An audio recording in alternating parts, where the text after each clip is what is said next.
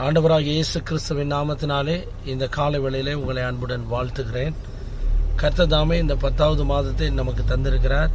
கடந்த 9 மாதங்களும் அவர் நம்மை கண்ணின் மணி போல காத்து வழி நடத்தினார். அருமையான தேவனுடைய பிள்ளைகளே, கர்த்தர் நம்முடைய வாழ்க்கையில் செய்த நன்மைகளை நாம் ஒரு நாளும் மறந்துவிடவே கூடாது. இந்த 10வது மாதத்துக்காக நாம் எப்பொழுதும் கர்த்தரை ஸ்தோத்திரிக்க, அவருடைய நாமத்தை மகிமைப்படுத்த நாம் கடமைப்பட்டிருக்கிறோம்.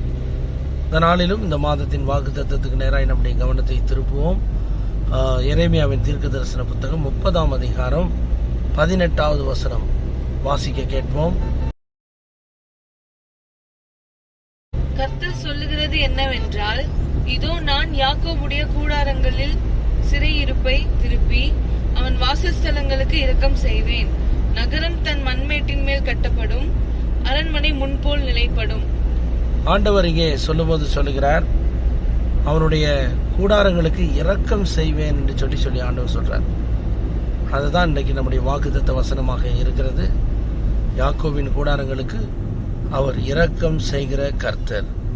இந்த நாளிலே நம்முடைய வாழ்க்கையில கூடாரம் என்பது நம்முடைய வீடு, நம்முடைய வாசம் பண்ணுகிற இடமாய் இருக்கிறது. கர்த்தர் நம்முடைய கூடாரங்களிலே அவர் வாசமாய் இருக்கிறார், இரக்கம் செய்கிறார் என்பதை நாம் மறக்கக்கூடாது. ஏனென்றால் நம்முடைய ஆண்டவர் இரக்கத்தில் ஐஸ்வர்ய சமணர் என்று வேதம் சொல்லுகிறது. நம்முடைய ஆண்டவரால அவரிடத்துல இரக்கம் அநேகம் இருக்கிறது, நிறைவான ஒரு இரக்கம் இருக்கிறது. அவர் ஸ்தோத்திரம் எவ்வளவு தூரம் இறங்குவார் என்று நீங்கள் யோசிப்பீர்களானால், அவர் எல்லா சூழ்நிலைகளிலும் எல்லாவற்றிலும் தாராளமாய் இரக்கமுள்ள தேவனாய் இருக்கிறார். ஸ்தோத்திரம். ஆகையால் நம்முடைய வாழ்க்கையில அவர் மேன்மையான காரியங்களை, நன்மையான காரியங்களை செய்வதில் அவர் உண்மையுள்ள தேவனாய் இருக்கிறார். அவருடைய இரக்கங்களுக்கு முடிவே இல்லை என்று வேதம் சொல்லுகிறது. அவருடைய இரக்கங்களுக்கு முடிவே இல்லையா. ஸ்தோத்திரம். ஆகையால் என்றைக்கும் இல்லை, இன்றைக்கும் அல்ல, எப்பொழுதும் நம்முடைய வாழ்நாள் முழுவதும் அவர் நமக்கு இரக்கம் பாராட்டுகிற தேவனாக இருக்கிறார். அருமையான தேவனுடைய பிள்ளைகளே, இன்றைக்கு நம்ம கர்த்தருடைய நாமத்தை மகிமைப்படுத்துவோம். வேதத்தில் யாபேசை குறித்து நாம் பார்க்கும்போது தேவனிடத்தில் இரக்கம் பெற்றான். அவன் துக்கத்தின் மகன் என்று வேதம் சொல்லுகிறது. துக்கத்தில் பிறந்தவன். அவன் தன் சகோதரர்கள் மத்தியிலே கனவீனமான ஒரு நபராக அவன் இருந்தவன். ஆனால் கர்த்தர் அவனை தன் சகோதரர் நடுவிலே கனப்படுத்தினார் என்று வேதம் சொல்லுகிறது. அவன் துக்கத்தோடு பிறந்தான்.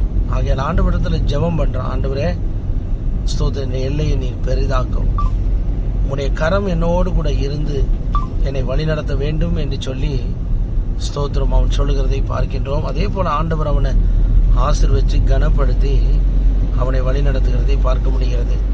ஸ்தோத்திரம். தேவனிடத்துல இரக்கம் இன்றைக்கு நமக்கு இருக்கிறது. ஆகையால் தான் ஆண்டவர் சொல்றார், ஆண்டு யாக்கோபின் கூடாரத்துக்கு நான் இரக்கம் செய்வேன் என்று சொல்லி. ஸ்தோத்திரம். இன்றைக்கு உங்களுக்கும் கர்த்தர் இரக்கம் பாராட்டுகிற தெய்வம் என்பதை நீங்கள் மறந்து விட வேண்டாம். 19வது வசனத்தில் கீழே நான் வாசிக்கும் போது, அவனை வர்த்திக்க பண்ணுவேன், அவர்கள் குறுகி போவதில்லை, அவர்களை மகிமைப்படுத்துவேன் என்று ஆண்டவர் சொல்லி இருக்கிறார். ஸ்தோத்திரம். ஆகையால் வர்த்திக்க பண்ணுகிற தேவன். ஸ்தோத்திரம். அவர் யாக்கோபின் கூடாரத்துக்கு இரக்கம் செய்வேன் என்று சொன்னால், இன்றைக்கு உங்கள் வாழ்க்கையில உங்களை, உங்களுடைய பிள்ளைகளை, உங்களுடைய குடும்பத்தை கர்த்தர் வர்த்திக்க பண்ணுவார். அருமையான தேவனுடைய பிள்ளைகளை, ஸ்தோத்திரம். கர்த்தருடைய ஆசீர்வாதம் உங்களுடைய வாழ்க்கையில் நிச்சயமாக ஒரு வர்த்திக்க பண்ணுவது என்பது ஸ்தோத்திரம் பெருகுவது. ஸ்தோத்திரம். அது வெறும் ஆசீர்வாதம் பொருள் அது மட்டுமல்ல. நம்முடைய வாழ்க்கையில ஞானத்தில், கிருபைகளில, அவருடைய அன்பில, அவருடைய ஆசீர்வாதங்களில, நன்மைகளில கர்த்தர் வர்த்திக்கப்படுவார். ஸ்தோத்திரம். எந்த குறைவும் இல்லாமல் இந்த ஸ்தோத்திரம் 10வது மாதத்தை ஸ்தோத்திரம் அவர் வழிநடத்த அவர் உண்மையுள்ள தேவனாய் இருக்கிறார். ஸ்தோத்திரம். ஆகியால் தேவனுடைய பிள்ளைகளாகிய நாம் கர்த்தருடைய சமூகத்தில் நம்மை அர்ப்பணிப்போம். ஸ்தோத்திரம். நம்மை தாழ்த்துவோம். ஆண்டவர் தாமே நம்முடைய குடும்பத்தையும் ஆசீர்வதித்து வழி நடத்துவாராக. இன்றைக்கு இந்த வார்த்தையை கேட்டுக்கொண்டிருக்கிற தேவ பிள்ளைய ஸ்தோத்திரம், நீங்கள் கலங்க வேண்டாம். கர்த்தர் உங்களுக்கு இரக்கம் செய்வார். மனிதர்கள் உங்களுக்கு இறங்க மாட்டார்கள். மனிதரிடத்திலிருந்து இரக்கம் நமக்கு கிடைக்காது. ஸ்தோத்திரம். ஆகையால் தேவனிடத்தில் இரக்கம் உண்டு, தாராளமான இரக்கம் உண்டு.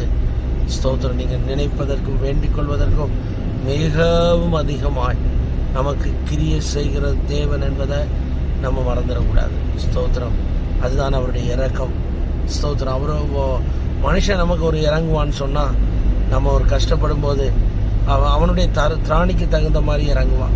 நம்முடைய தேவை ஸ்தோத்திரம் 10 லட்சம் அப்படின்னு இருந்தால், ஸ்தோத்திரம் ஏதோ ஒரு 5,000 ரூபாய் கொடுக்கலாம், மிஞ்சி போனால் ஒரு 10,000 கொடுக்கலாம், அல்லது 1 லட்சம் கொடுக்கலாம். ஆனால் இது நம்முடைய தேவைகளை சந்திக்காது. ஆனால் ஆண்டவரோ ஸ்தோத்திரம் உங்கள் 10 லட்சம் மட்டுமல்ல, நீங்கள் நினைப்பதற்கு வேண்டிக் கொள்வதற்கு மிகவும் அதிகமாக ஸ்தோத்திரம் அன்எக்ஸ்பெக்டட் திங்ஸ், அன்பிலீவபிள் திங்ஸ் அவர் செய்வதற்கு உண்மையுள்ளவராயிருக்கிறார். ஆகையால் இந்த காலை வேளையில், இந்த 10வது மாதத்தில் உங்களை உற்சாகப்படுத்துகிறேன்.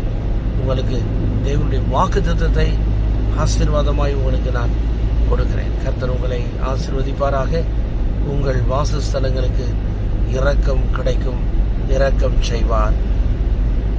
நாம் ஜெபிப்போம். எங்களை அதிகமாய் நேசிக்கிற எங்கள் அன்பின் பரலோக பிதாவே, இந்த அருமையானது வேலைக்காக நன்றி செலுத்துகிறேன். இந்த நாளிலும் கர்த்தாவே உங்களுடைய அன்பின் கரத்தில் ஒப்பு கொடுத்து ஜெபிக்கிறேன். கர்த்தருடைய ஆவியானவர் உடைய பிள்ளைகள் ஒவ்வொருவரையும் ஆசீர்வதி, உம்மிடத்திலிருந்து இரக்கம் கிடைக்கத்தக்கதாக நான் ஜெபிக்கின்றேன், வாழ்த்துகிறேன், ஆசீர்வதிக்கிறேன். தொடர்ந்து வழி நடந்து மேன்மைப்படுத்தும் இயேசு கிறிஸ்துவின் மூலம் ஜெபம் கேளும் எங்கள் ஜீவனுள்ள நல்ல பிதாவே, ஆமென். என் ஆத்மாவே கர்த்தரை ஸ்தோத்திரி, என் முழுமையுடைய பரிசுத்த நாமத்தை ஸ்தோத்திரி. என் ஆத்மாவே கர்த்தரை ஸ்தோத்திரி, கர்த்தர் செய்த சகல உபகாரங்களையும் மறவாதே. ஆமென். God bless you.